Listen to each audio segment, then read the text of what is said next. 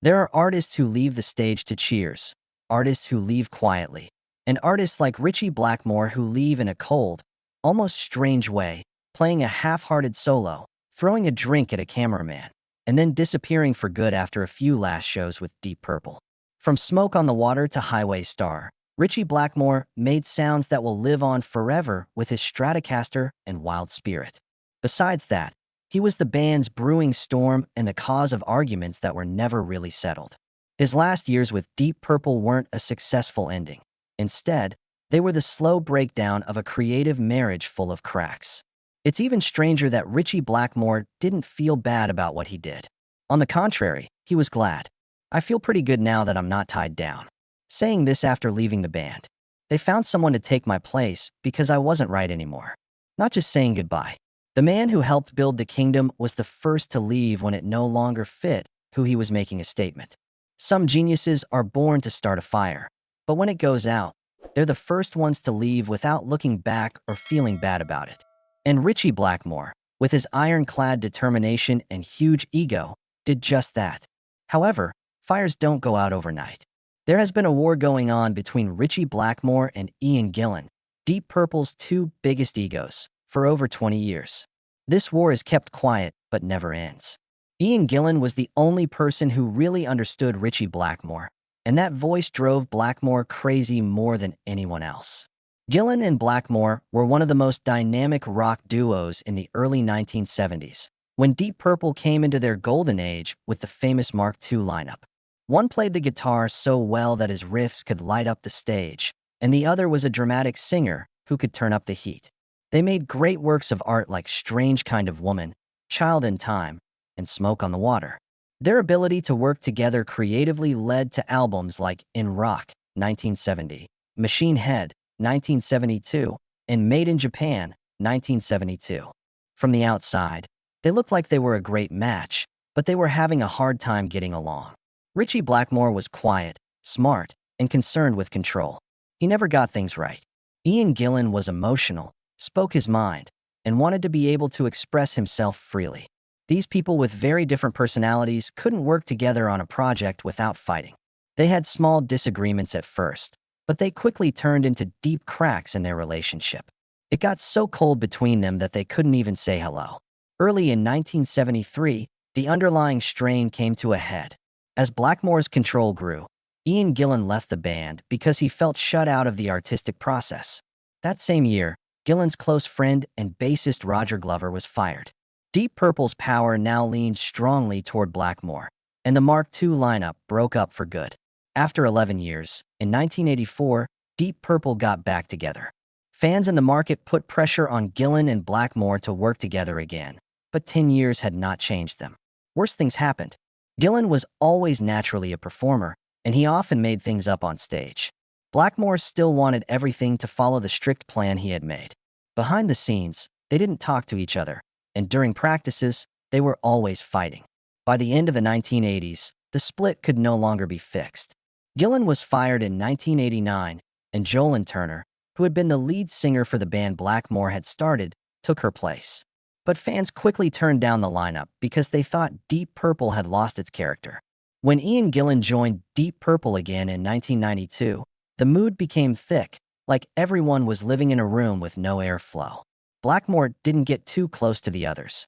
He only went to band meetings when it was necessary, wasn't friendly backstage, and often said bad things about Gillan's singing, songs, and even behavior. Every show turned into a mental struggle for everyone. The band was working on The Battle Rage Is On at the time, which was already a very troubled project. Most of the songs were written for Jolene Turner's voice before Gillan was asked to come back. Gillan had to re-record all the words over backing tracks that were made for someone else when Turner was fired and Gillan came back. A forced and unpleasant process. Gillan wasn't able to co-write or change the material to fit his way, which made things worse between him and Blackmore. The advertising tour still happened. A European tour by Deep Purple started in the fall of 1993. It was clear right away that there were cracks. Blackmore did not seem to be involved at all. He was usually late to the show, played his solos half-heartedly, and stayed far away from the crowd and his friends. It finally broke on November 9, 1993, at the NEC Arena in Birmingham. The show was filmed and made public to honor the band's 25th anniversary. It was supposed to be a great night, but for Ritchie Blackmore, it was the time he gave up.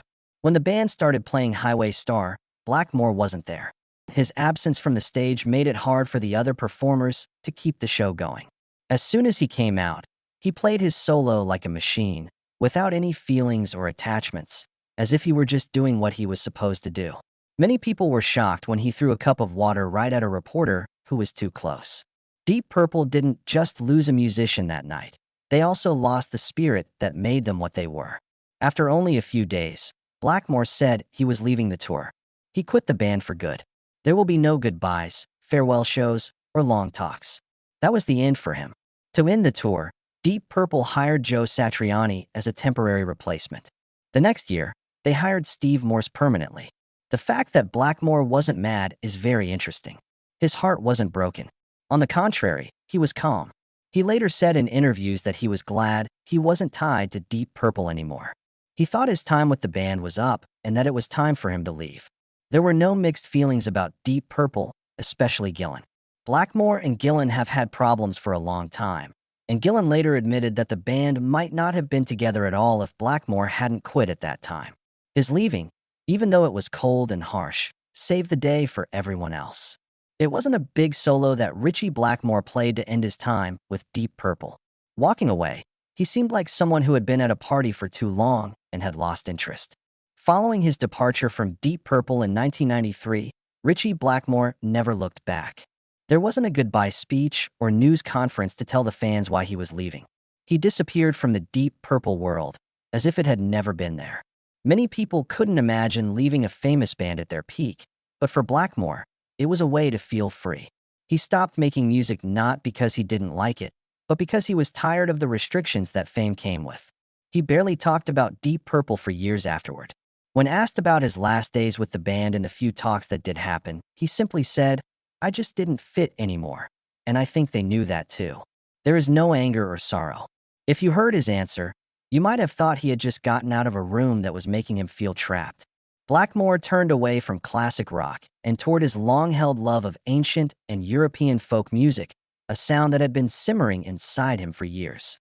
He played the lute and mandolin and wrote songs that mixed folk, Renaissance, and soft rock. He started Blackmore's Night with his partner Candice Night. He seriously wanted to live in this world. There were no loud crowds, tiring trips, or artistic disagreements. There was only music, a classical atmosphere, and freedom. While Steve Morse kept Deep Purple going and the band stayed active by playing a lot, Ritchie Blackmore stayed mostly away. Although the band was inducted into the Rock and Roll Hall of Fame in 2016, he did not go. No matter how well known he was as a founder member and one of its most important figures. In a polite way, both sides didn't attack or invite each other, but they also didn't try to get back together either. When Blackmore thought about the past, he didn't feel any sadness or grief. If he had to go back to Deep Purple, he once said, "I feel like acting in a play I no longer believe in." His decision to leave was not a mistake. It was an important choice for him to keep his artistic personality. When asked about Deep Purple, Ian Gillan stated that they had made peace and would keep in touch as people who had been on the same long journey. However, both members agreed that there was no need for a reunion. That's it. No more complaints and no reason to keep going. Ritchie Blackmore finally decided to stay true to himself as an artist, not giving in to criticism or fear, and not letting the past hold him back. Even though Ritchie Blackmore left Deep Purple, the band will always remember him. If his death in 1993 was the cold end to a chapter full of tension, then the rest of the story, from the boy who was enchanted by sound to the man who changed the way rock guitar was played, is what makes Blackmore a hero. Although he was in Deep Purple, he wasn't always that band. He was born on April 14, 1945, in Weston-super-Mare, Somerset, England. His family was from a working-class background and didn't have any professional ties. When he was 2 years old, his family moved to Heston, a neighborhood in West London. It was there that he fell in love with music, which lasted his whole life. He was a strict and orderly man, so his father wouldn't let him learn music for fun. Classical training was the only way for Ritchie to learn how to play the piano the right way. Therefore, when Ritchie was 11, he was sent to learn classical guitar from Jim Sullivan, who was one of the best players in Britain at the time.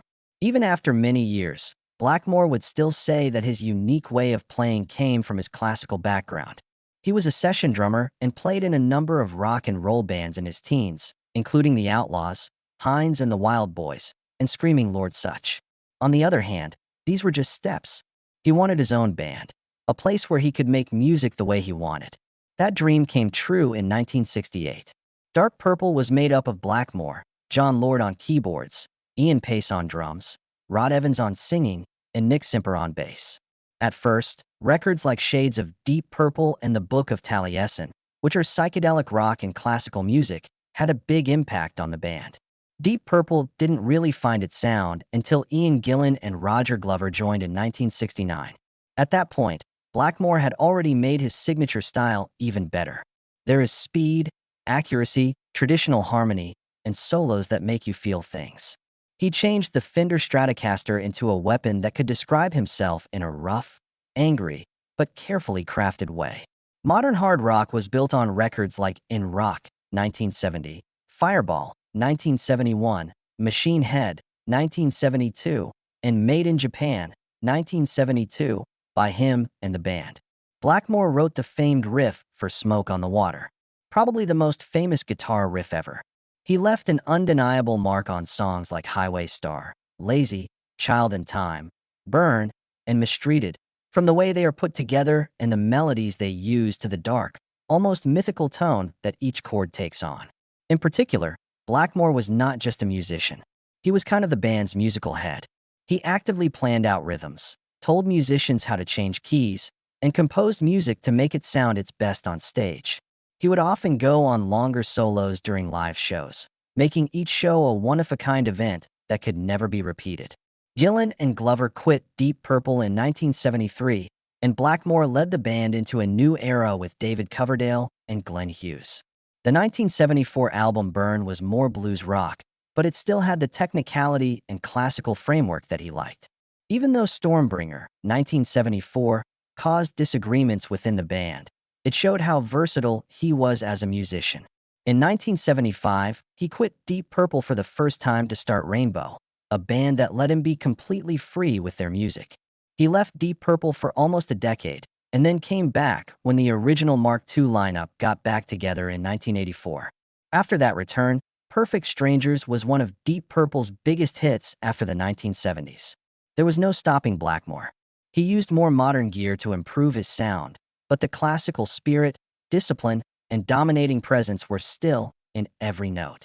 Blackmore continued to lead the band through records like The House of Blue Light, 1987, and Slaves and Masters, 1990, in the late 1980s and early 1990s, as well as The Battle Rages On, 1993. Each album showed how he was always changing, going from classical structures to modern hard rock, and then to tunes that were more simple but still powerful. It wasn't just a musical path for Ritchie Blackmore with Deep Purple, it was a live history of hard rock in the 20th century. For more than 20 years, he pushed, changed, and broke the rules of popular music. Millions of rock fans will always remember Blackmore with his Stratocaster, long black hair, and keen eyes on the Deep Purple stage, even after he went his own way and explored Renaissance and folk music with Blackmore's Night. Ritchie Blackmore wasn't just a great guitarist. He was the live embodiment of a musical personality. As an artist, he started a movement and then went off on his own. And even after he left the big stage of rock, his influence would be felt by generations of musicians for decades to come. Since the early 1970s, Blackmore's sound has been a key part of how hard rock and heavy metal have changed over time. A lot of people knew riffs like Smoke on the Water. They became a must for anyone who wanted to learn how to play the guitar. Even though his riffs weren't very complicated, they were very sharp, memorable, and well-known. What made him so smart was that he turned simplicity into power. Classical skill, shaped by Bach and Vivaldi, mixed with the free spirit of blues and the uncompromising explosiveness of British rock, made up his unique style of playing. He wasn't scared to back off by half a beat to make room. He wasn't afraid to play slowly or even stop for a moment to let the last note sound like a statement. And that's what made him special.